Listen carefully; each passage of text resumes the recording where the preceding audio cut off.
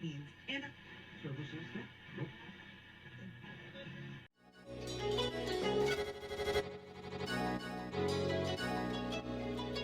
let's go. He wants to jump 1,000 cars. Sir, you have 1,000 cars. I don't think I'd attempt to try this stunt. Or we owe this horsepower to Uncle Sam.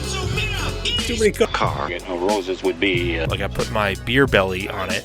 If you can't immediately tell somebody how many cars you have, you'll really give those uppity yuppies something to think about. Stay on the bar. Don't go off the bar with your Bronco. 1980 Volvo horns, what's right? I want a man's coolant. and he's like, "Oh, I thought it'd be small. It's for a small car." And I'm like, "Yeah, but it's still an automatic transmission. They're never going to be light." It's definitely going to have to crash. Starting off with Brad buying another car. That's the West. Internet. Is this a Nigerian oil print? I also wish you drove a tan Camry. Anyways, Anyway, that's a horrible, very horrible podcast content. very Talking about a picture. inside joke. It loves to be driven hard. All right. Welcome to Auto Off Topic. What's up, Brad? Not much, Andrew. How are you, sir? I'm good.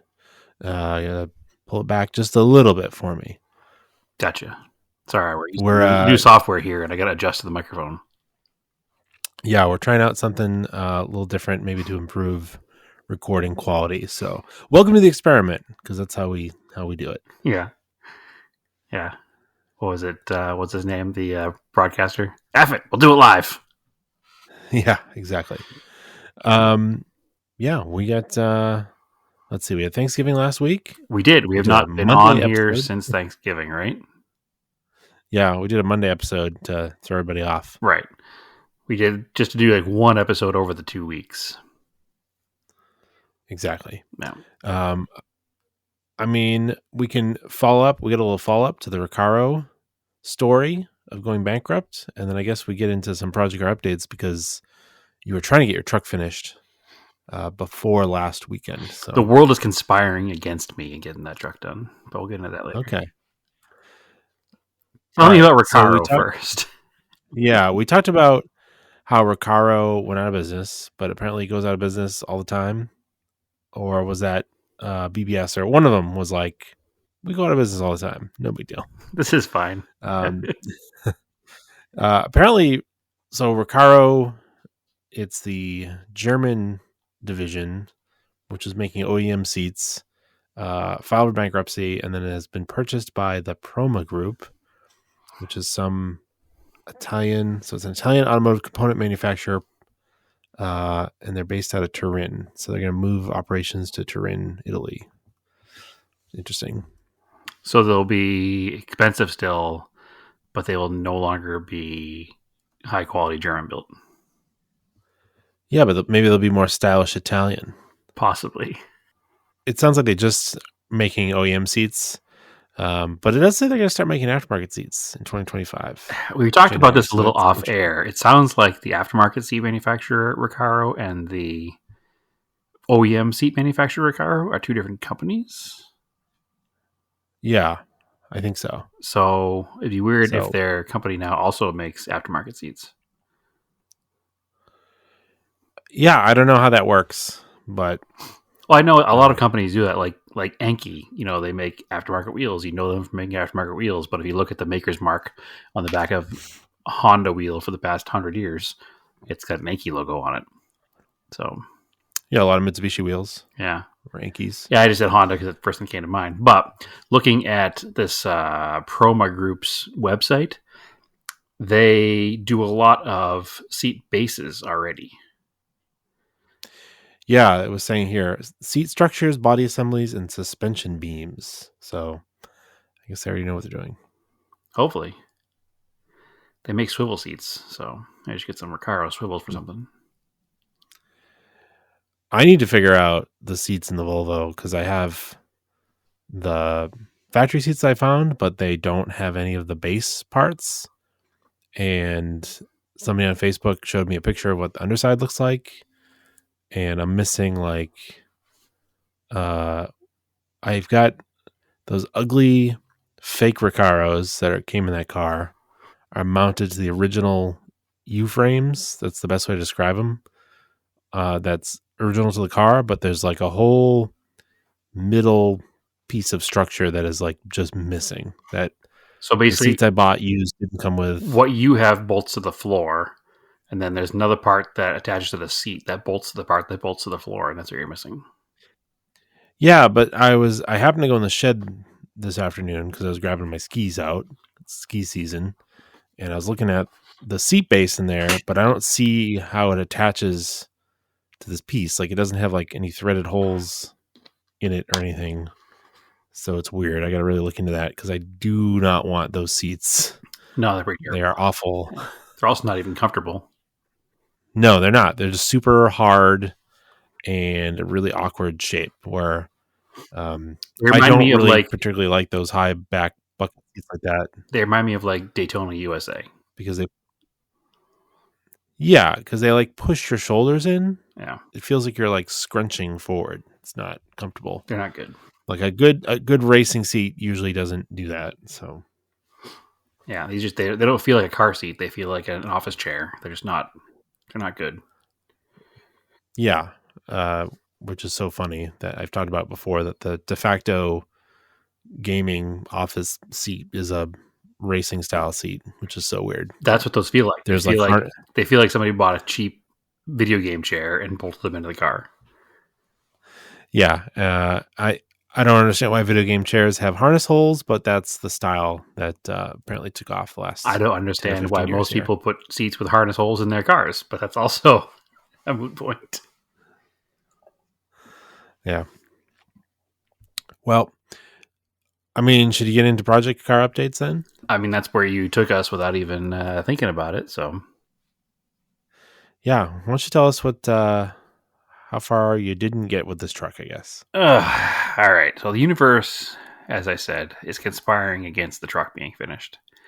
Partially the universe, partially me. It's probably like an 80-20 split, me and the universe, but that's unimportant.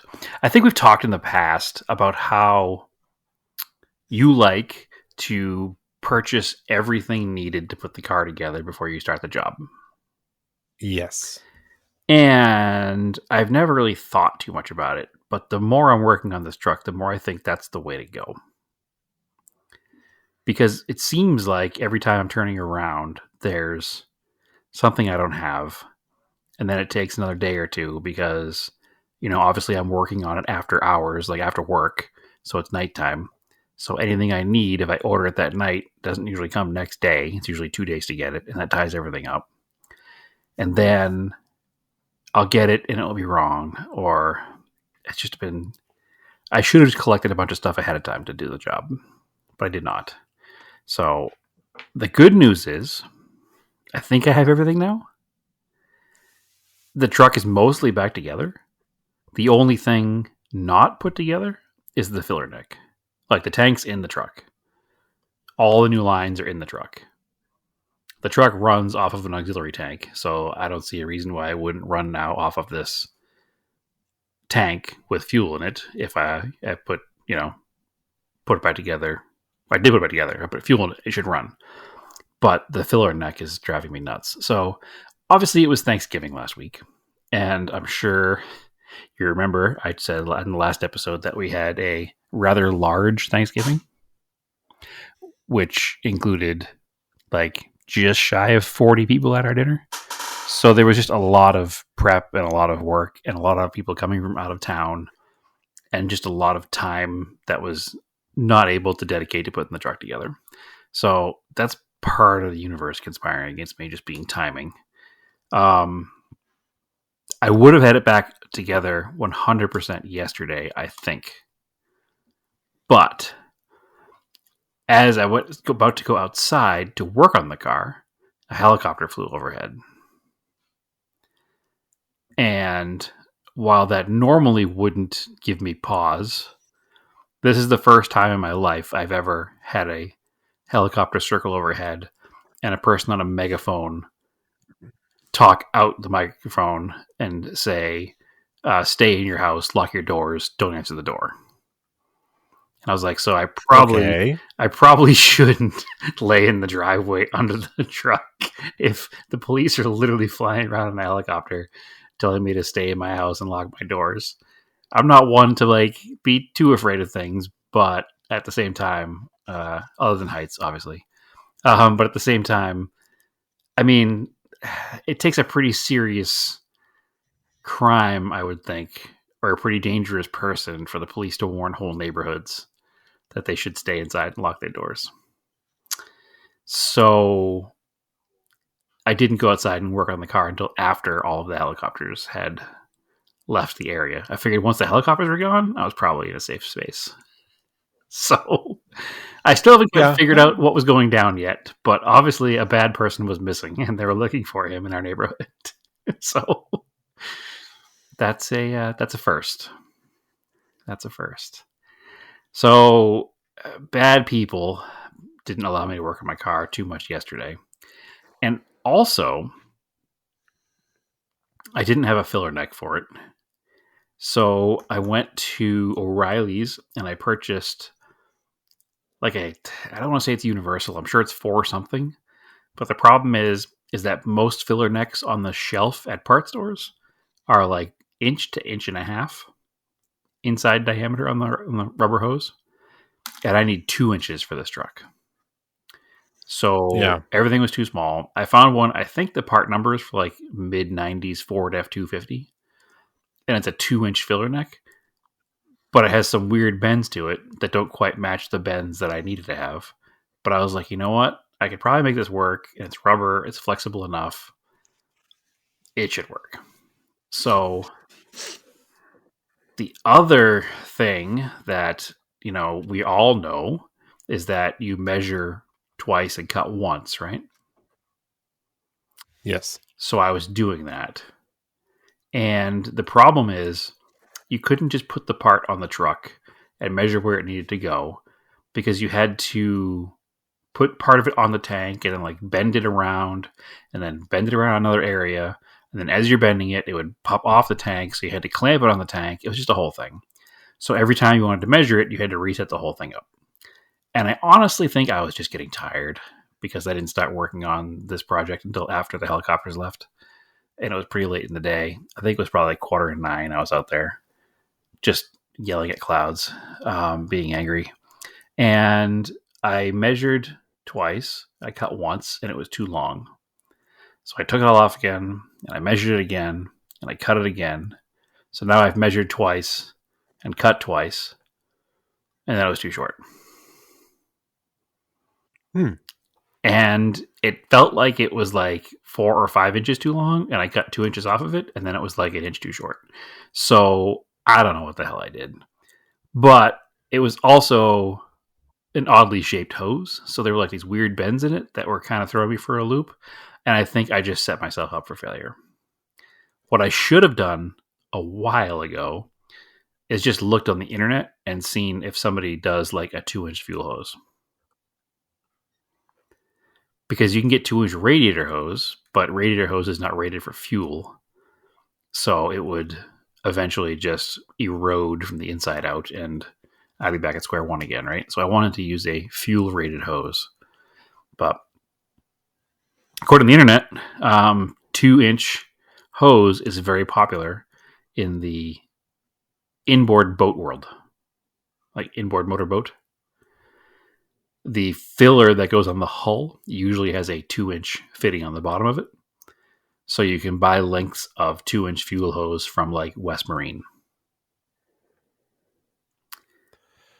Okay. I'm looking at the Spectra Premium store on Amazon, and they got all sorts of filler neck hoses. Spectra Different Premium? shapes. Yeah. Well, I didn't come across that. But nonetheless, what I did do is I started my day out today at West Marine because there's one down the street from the house, which I did not know was a national chain. Oddly. Oddly what? Well, it's West Marine. Yeah, It's but there are tons of them in Massachusetts. So I assumed it was an East Coast store. I didn't know why it was called West Marine. I never didn't put that connection together. Yeah, Marine store in the middle of Phoenix. Makes sense. There are a lot of boats here. We're waiting for the floods. I was reading a stat the other day. There's something like there's more boats per. there's more boats per person in Arizona than like most coastal states. And we have lakes, and we honestly, Andrew, Arizona has real boat energy. So Yeah. take that as you will, but we do. So you don't need to have water to be a boat person. You just need to have the right attitude. So You said boats in your yards? there's so many boats around here. It's wild.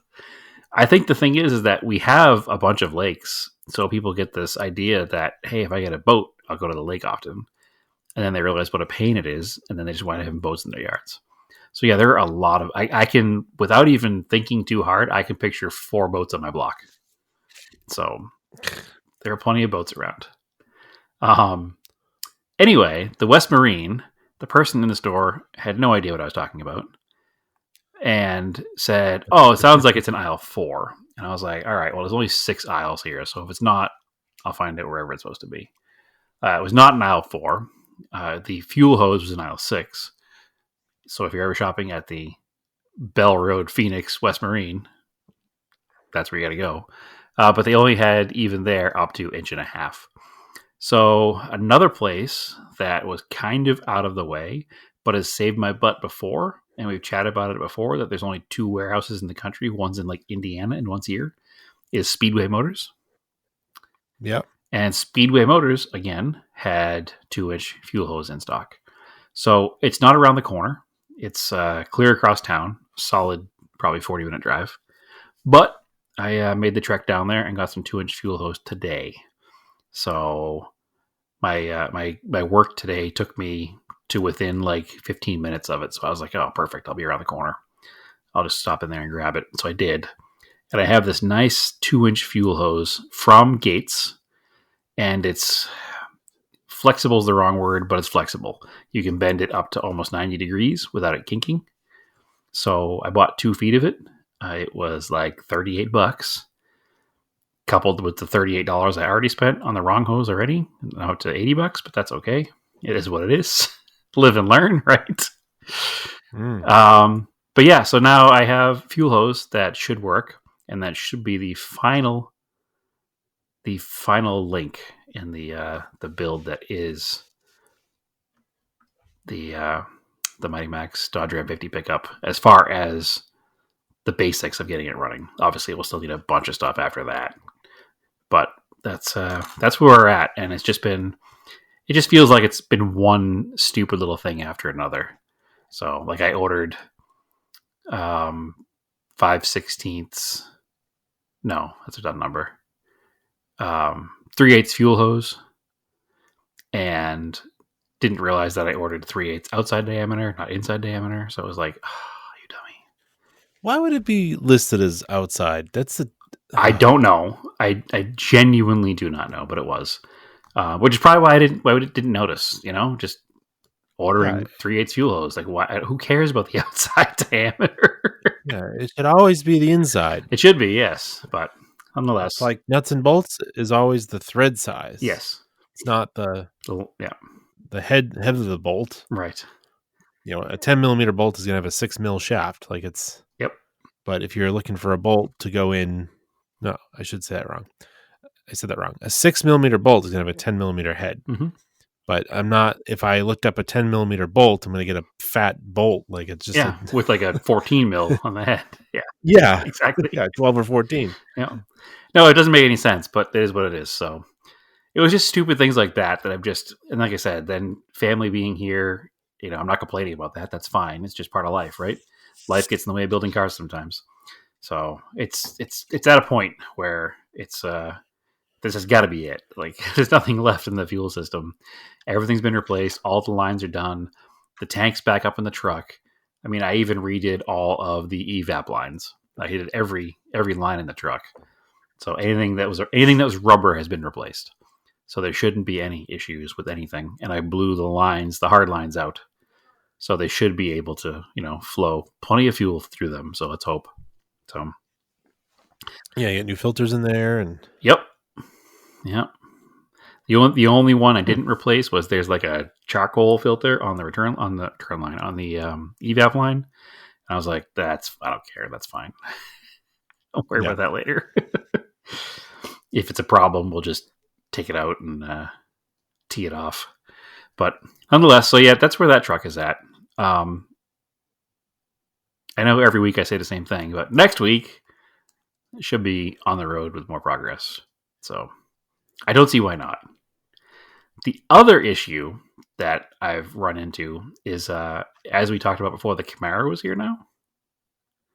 Yeah. So that's also been distracting. Oh, okay. So while family was here, Naomi thought it would be a good idea if I took our nephews, who are from out of town, to the Pavilion's car show. So also, Naomi's daughter Courtney's boyfriend was in town.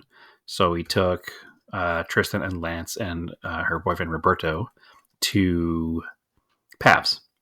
And she thought it'd be a good idea if I used the Camaro. And I was like, well, I still haven't put tires on it yet, so I don't love this idea. But as long as we go like surface roads and stay off the interstates, we'll do that this one time before I put tires on it. So I pulled the car out, and I had not finished the cleaning, so I was like, I may as well clean the whole thing like thoroughly inside and out. I only washed the outside. So I did a full cleaning in detail on the car. And then I went under the hood, and I was like, well, let me check this carburetor issue and make sure there's no leaks, because I don't want to burn the car to the ground 2 weeks of being here. So I did that, and I'm under the hood. And as I'm playing with the carburetor, I noticed that all of the rubber lines in that car also seem questionable. So I was like, maybe I should do all the fuel lines in this car too. So I went to, like, the line looked questionable, and when I touched it, I moved it like the smallest bit, like a millimeter, and it sprayed fuel under pressure out the front of the line under the filter. And I was like, that's cracked. That's not good. So I also have replaced the fuel lines from the firewall forward in the Camaro this week. So there's that. So all the underhood fuel lines are new, because it was so brittle that as I was trying to undo the clamp that's on the hose clamp that's below the filter. So basically how it works is it's got a mechanical pump that's run off the crank, and there's a 90-degree bend that comes out of the pump, goes the hard line that goes into a little rubber line that goes into an inline filter that goes into the rubber line that goes into the carburetor. And as I was taking that clamp off, the line was so brittle that it literally snapped off the thing. Like the one below the filter just snapped in half. I was like, that's Oh boy. that's not a good line. So I did that. Everything else was good. The temporary fix in the carburetor is holding. I cleaned it up, made sure that was going to be good. There's a little seepage around. There's like the base of the carburetor and the top of the carburetor. It's like two pieces. There's a little bit of seepage, but I wouldn't call it a leak. It's just like it gets that just enough fume for the dirt to stick to it. So I do need to put a carburetor in that car. So we'll get there. But the fuel line at least was not leaking anywhere. We took the car to the car show successfully. No problems at all. It's back, and it's now officially living in the garage out back. So Cool. yep, that was the distraction. The distraction from the truck was that. So I spent pretty much an entire day doing that on Saturday after I did not get the truck done in time to go to the 4till4 Adventure Machines meet that morning. I did go there. I took Roberto there that morning. We just took the Cressida over there. Which, fun fact, as I drove it back, the left rear brake assembly fell apart. So Didn't it lock up on the way to like Williams or something? it did. That was the right rear. And I fixed it emergency style, and then was like, I'll fix the left when I get a chance. And then just kind of forgot about it because it worked. Yeah. It's now caught up. So I should have done it. I couldn't do it at the same time because it was like I only had time to like slam it together at that time to get the other side done. I should have done it then. I have all the parts. They're on the shelf. I just need to do it. So no big deal. It's not a big deal. It's just one of those like, here we go. Time to do things. So, oh, and Jordan cut the exhaust off the Corolla. Okay. So I've never liked the tips on the back of the Corolla. It has those like Yeah. 2-3 inch slash cut like tips. Yeah, not quite Bozazuka, but a little ridiculous. They call them blast pipes. That's the official name for it. If you Google blast pipe, you can buy a set. Okay. Yeah. That's not my style. It is Jordan's style. Blast pipe. And he wanted them for his Nissan Sima. So I was like, you know what? You can just come cut them off the car. It's totally fine because I don't want them anyway. I don't want them anyway. So he cut it back to about where the stock pipe was, and I was under the assumption that the exhaust was supposed to come out the other side of the car, just because of the way that they made the pipes go. But it looks like they put a bunch of custom piping under there just to make them come out at that funny angle, and that's why the car has no spare. So the exhaust is on the correct side of the car. It just needs to run straight back instead of running at all kinds of angles to make them come out at an angle. So, oh, okay. And then I can put a spare back in the car. All a moot point because the car doesn't work. But hey, yeah, one step at a time. One step at a time. But no, unfortunately, the truck did not make it to 4till4. Adventure-driven design Josh, who I threw the challenge down to get his truck done in time for the show, and he said not a chance. His truck did make it to the show because he and he wasn't just putting a gas tank in. He literally did a whole custom motor swap transfer case transmission. So yeah, he's faster than I for sure. But I got to take a little rip in his truck. It definitely whetted my appetite to finish mine. Mine will not be nearly as quick because it's got a big old turbo on a diesel, and it's got a different transmission, different gearing, and it's lifted on I think 33s, and it has some very cool 80s Recaros in it. Speaking of Recaros, very cool truck. But I'll be happy to have a running one. I don't need it to be as rowdy as his yet, but we may or may not have hatched some potential future plans during that drive, so we'll see. Nonetheless, it's almost there. Camaro's good enough for now. Crescent is broken. Corolla has no exhaust, but no engine, so it's fine. Everything else is good. How about you, Andrew? Well, I think I talked briefly. I picked up the head from the machine shop. I didn't actually open it yet. I opened it the other day just to look at it. It came out really nice. The repair is interesting.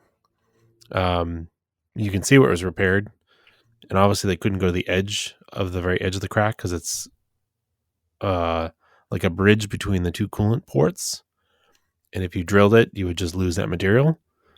But it's not really like, there's people on the owners group that were just like, you can just run it with that crack. So I don't think it's that big a deal. Right. I mean, they wouldn't do it if they don't want the thing to come back. So right. Well, plus where the edges are, it's going to be covered by a gasket anyway. Yeah, it'll be sealed there. And then now that the head is perfectly flat, it's not going to nothing's going to get through there once it's torqued down. Yep. So, and the amount of use that car is going to see, it's not like it's ever going to be a problem again. No, that was due to somebody doing like an extreme overheat and destroying it. That's what happened there. Yeah, for sure. That's not going to happen to it. I'll be lucky if it makes 100 horsepower at the wheels. So it's not like going to be super, super high compression or something. If it makes 100 horsepower at the wheels, I'd be shocked. I watched a dyno vid of one with similar setup. The guy made 90 at the wheels. So okay. Yeah. It's that engine factory was 120-ish. So at the crank. At the crank, right. Yeah. So yeah, it's cool they even painted it for me. I don't have to paint it. It's got new valve springs. They were like, oh, they're wear items. You should just replace them. I'm like, okay. So it's got new valve springs. Yeah, new I don't think I would ever rebuild a guides. head without putting new springs in it. Doesn't seem to be. Yeah, it's got brass guides, new seals, the newer style seals with a Vitron or something, whatever the name of that rubber is. Yeah, They're modern yeah, seals. Vitron. Hardened seats for unleaded gas. All new valves. It looks really good. It's all cleaned up. It is quite pretty.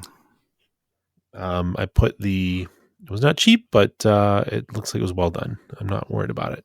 And that's the kind of thing we've always talked about, right? You know, at this point in our lives, we're going to pay for it correctly. We're not going to try to cheap out. And all the lessons I learned from my Raider, I'm not going to do the same job 15 times. It was not worth just slapping some used head on this thing. It just wasn't worth it. It's honestly, especially for what you're into the car for, and what you're trying to do with the car. You're trying to make it, you know, a nice family cruiser. You want it to be reliable. You want it to be nice.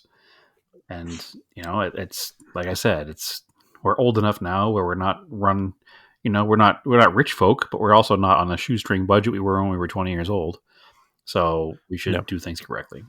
So, and ultimately, it costs less to do it correctly in the first place. So yeah, and if I had to get rid of the car, it's worth 2 to 3 times more than what I paid for it with this engine work and a running engine. And that's what I mean is that the amount you're into it for, you're not upside down in the car. You know, you could spend another $6,000 on the car and you'd still be okay. So it would be fine.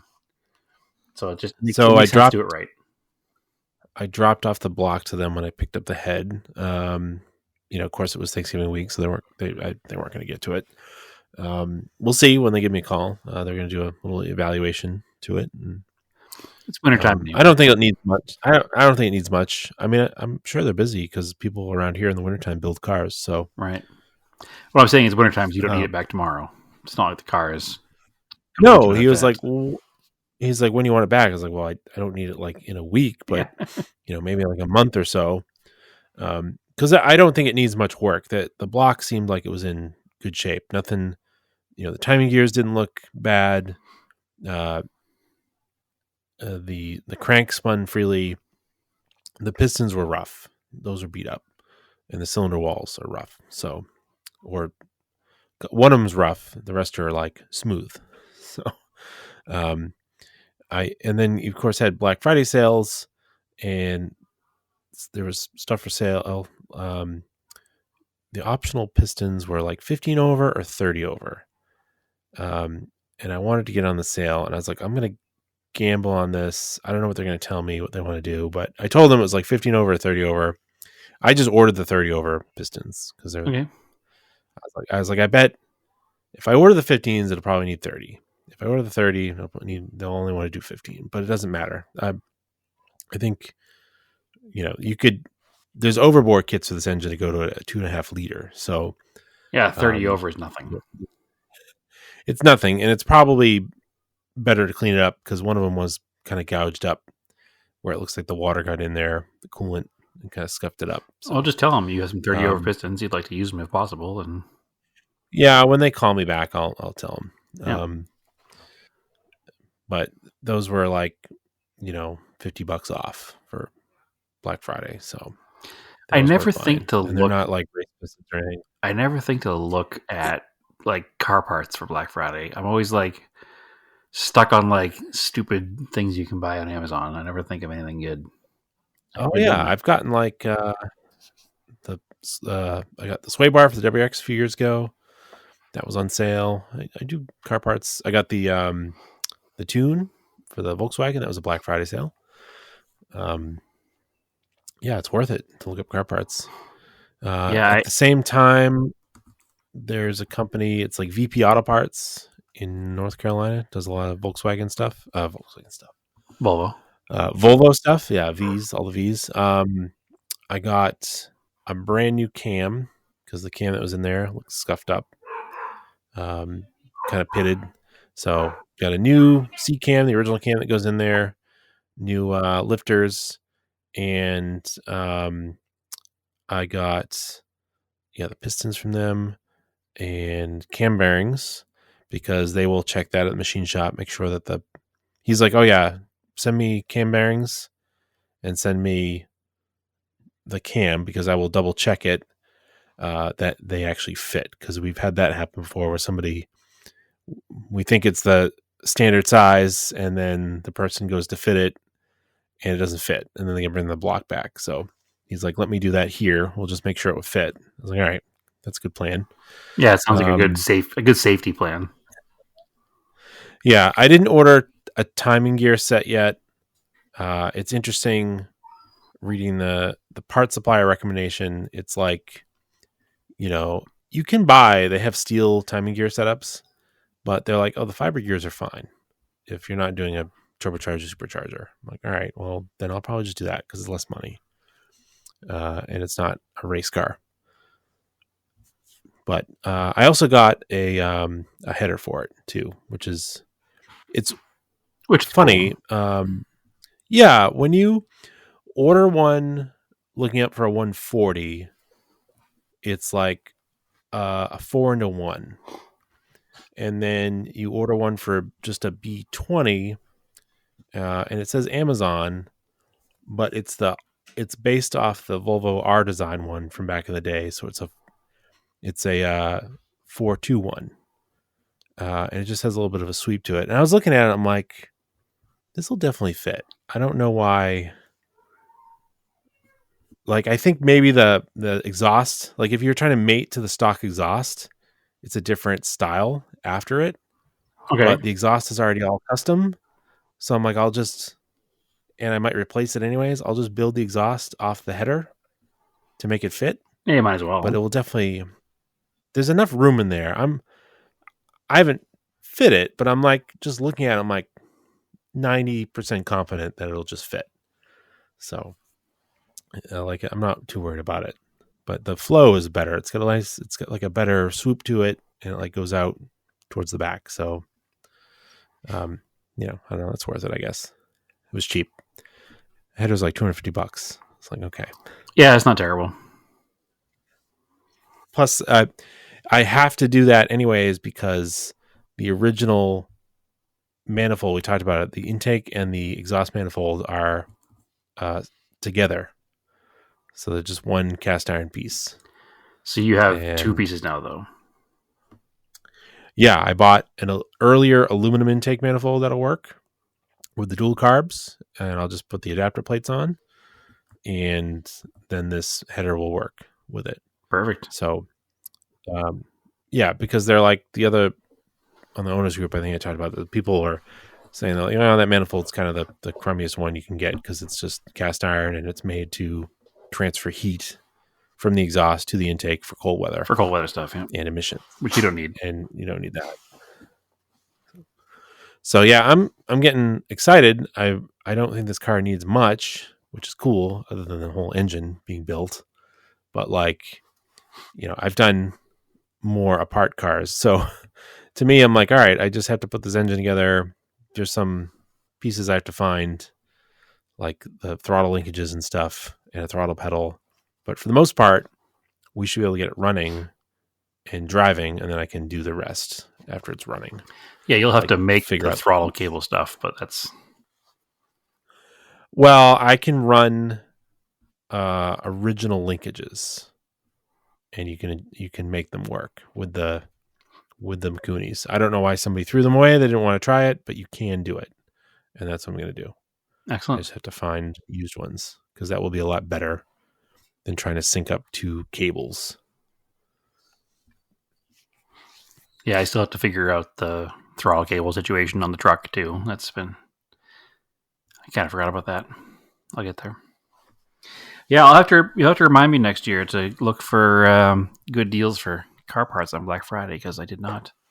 In fact, I didn't even participate in any Black Friday shopping today until accidentally on Sunday.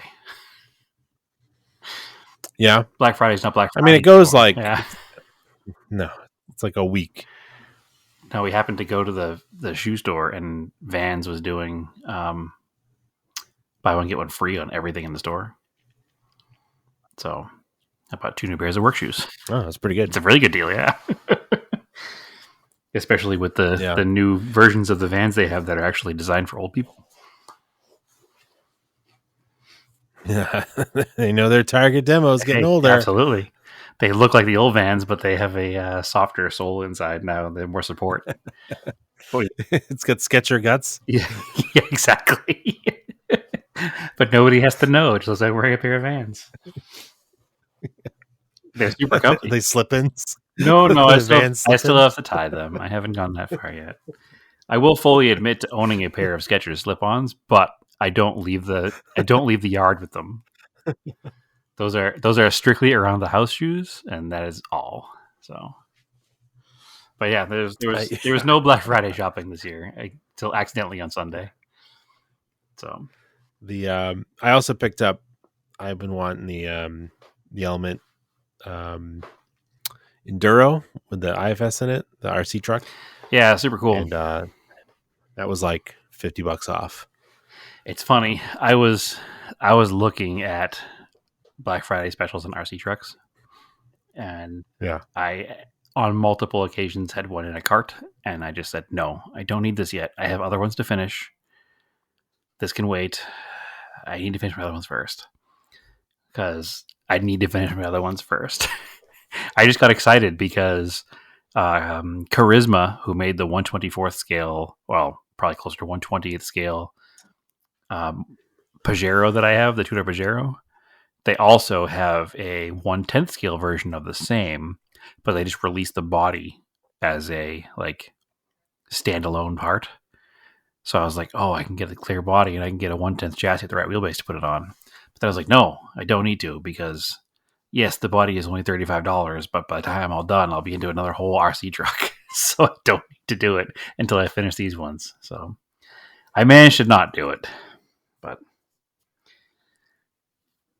hopefully I don't regret that later when they cost a ton more before next year. Who knows? yeah, we'll see. It was kind of funny. The thing is supposed to be RTR, which it is, but then I got it and I didn't realize there's a different version that comes with the battery and charger. This is the one that doesn't come with the battery and charger. It just comes with the controller and all the electronics, but no battery. So I had to buy a separate battery and charger, which was also expensive. So You couldn't use your current charger? I'd have to find a nickel metal hydride battery with a T connector. Well, you can change the connector. I could probably get. Yeah, I probably could. Yeah. But it was easier just to. It was easier just to say, all right, on the new style truck here, I'll just use a LiPo and a LiPo charger. Okay. I say my charger does LiPo and the other style, NIMCell. Well, I got the old school charger for the old school Tamiya's. So Yep. Well, I purchased I'm just adapters. gonna keep using Tamiya.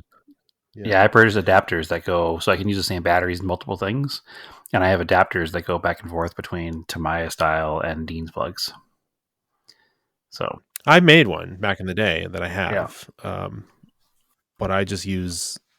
At some point, I must have not cut off connectors of the old batteries, which is funny. I was searching through my emails because I was trying to figure out something else, some other RC truck that I had bought years ago from like Taro Hobbies, and did not go together correctly at all, and I ended up returning it, and I can't remember what it was or what the brand you had was. a Traxxas Rustler.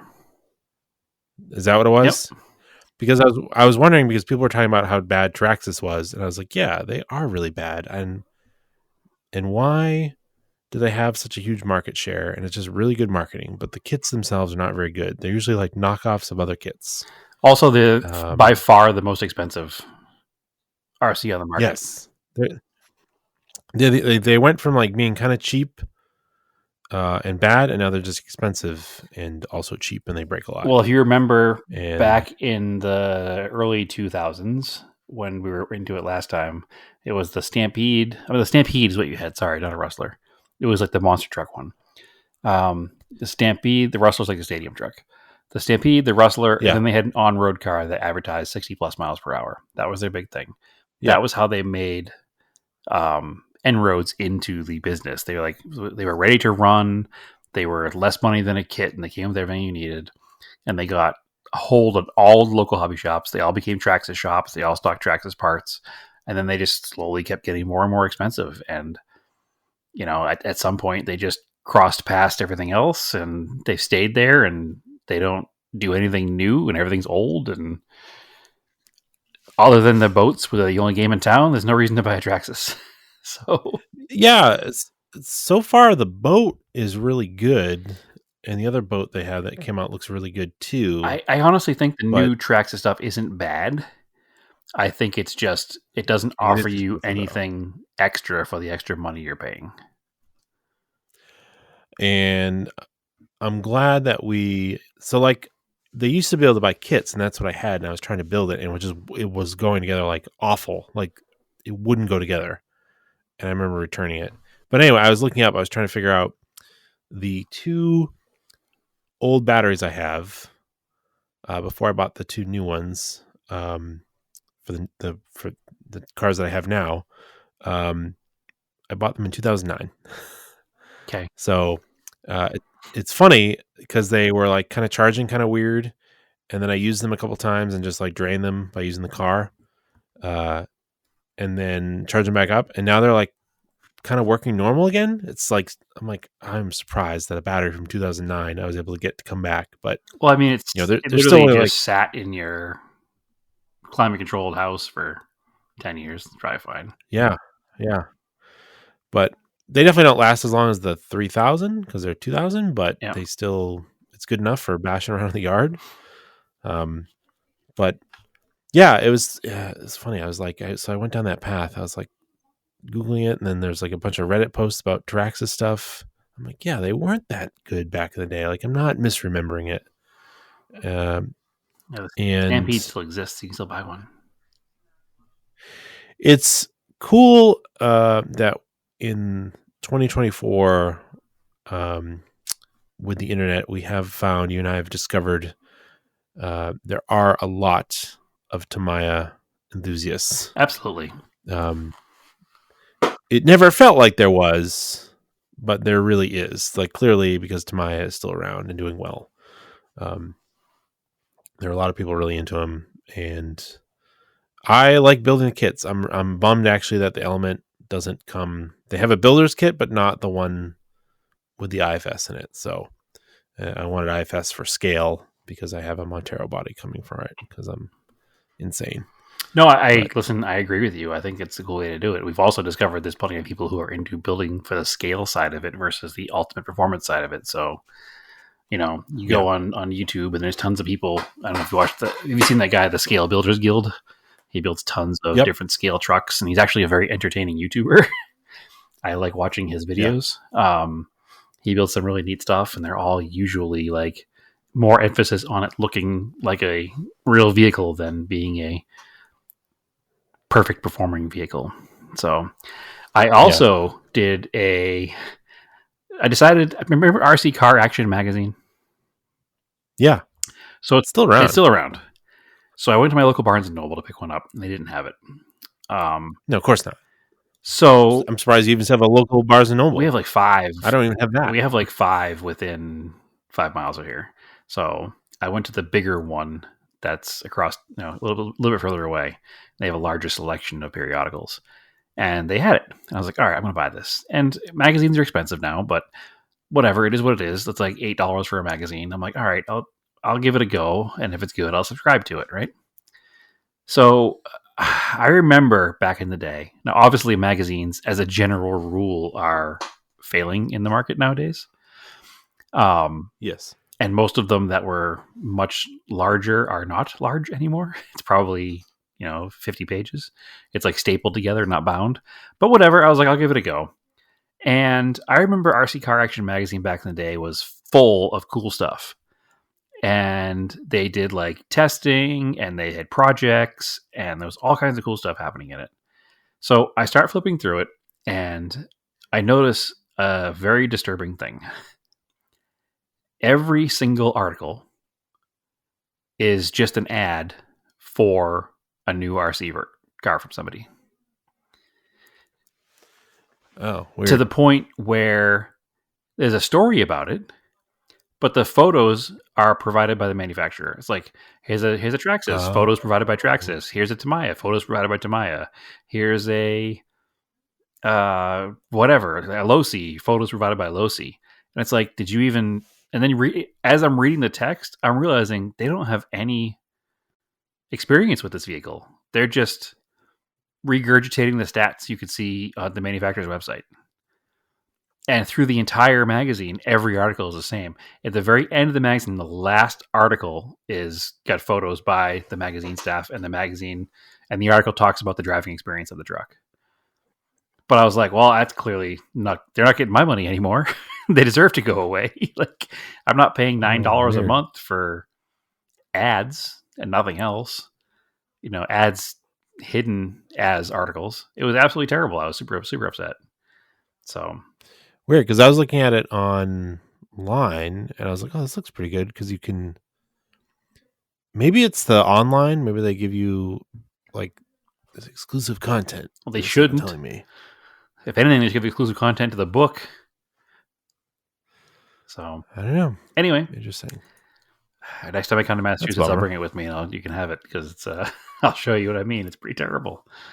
Or just go flip through it in the store, because it's. You say you don't have a Barnes & Noble anymore, so maybe never mind.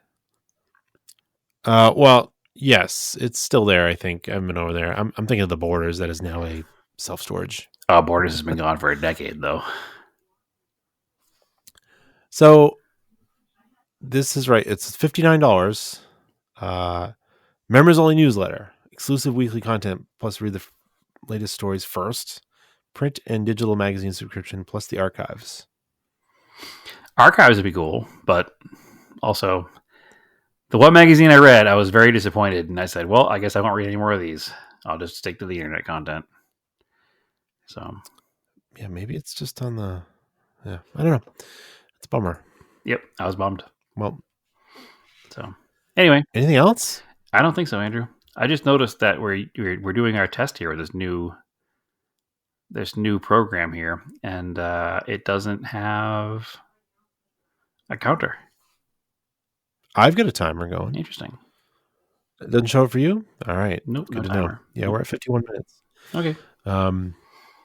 But yeah, we're kind of there's not really any motorsport going on between seasons. So upcoming Daytona will be next.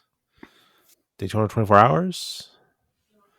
If we were Formula One nerds, we could still talk about that, but we're not. So no, because it's boring.